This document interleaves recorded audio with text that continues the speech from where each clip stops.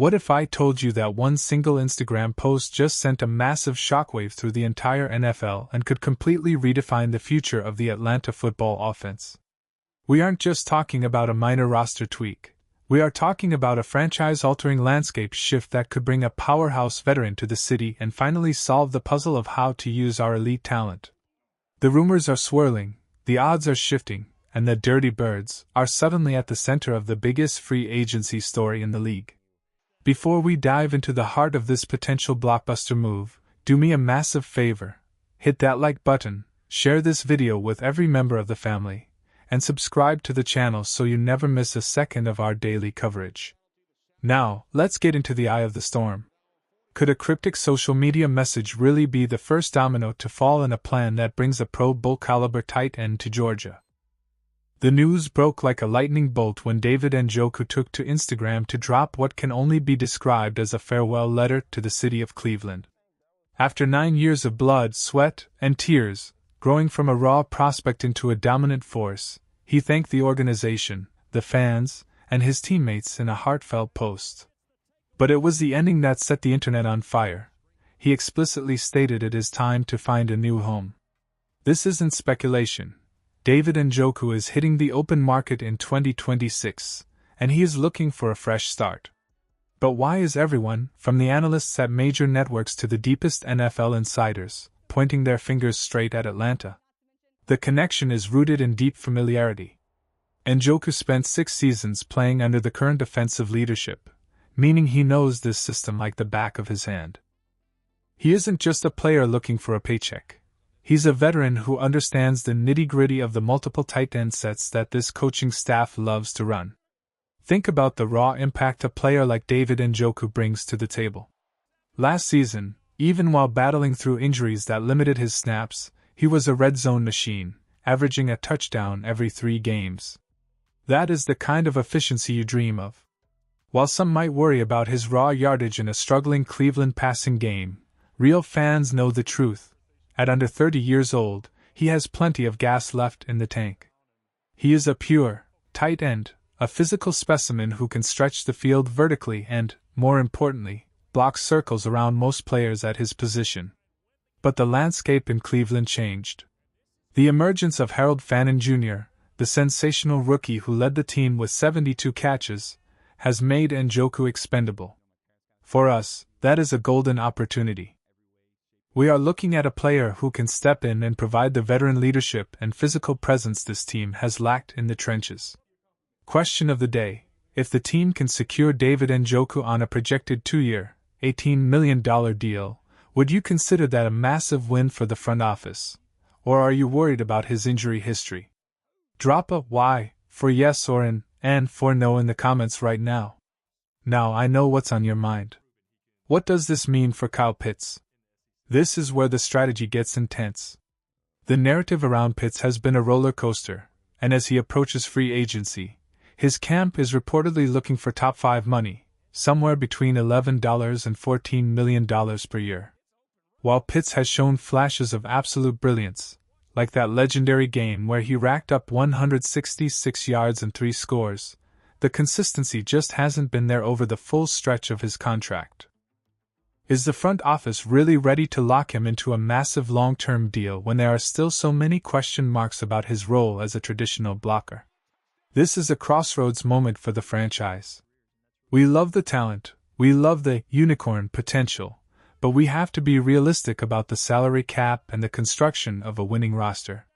Here is the master plan, the franchise tag. While agents absolutely hate it, tagging Pitts for the 2026 season would cost roughly $88 million. It's a high price for 1 year, but it buys us something more valuable than money: flexibility. Imagine a starting lineup where David Njoku plays the traditional tight end role with his hand in the dirt, handling the heavy blocking and the short yardage dirty work. This allows Kyle Pitts to move primarily into the slot or out wide, essentially turning him into a permanent mismatch nightmare as a wide receiver. You solve the blocking issue with Njoku and unleash the beast in Pitts.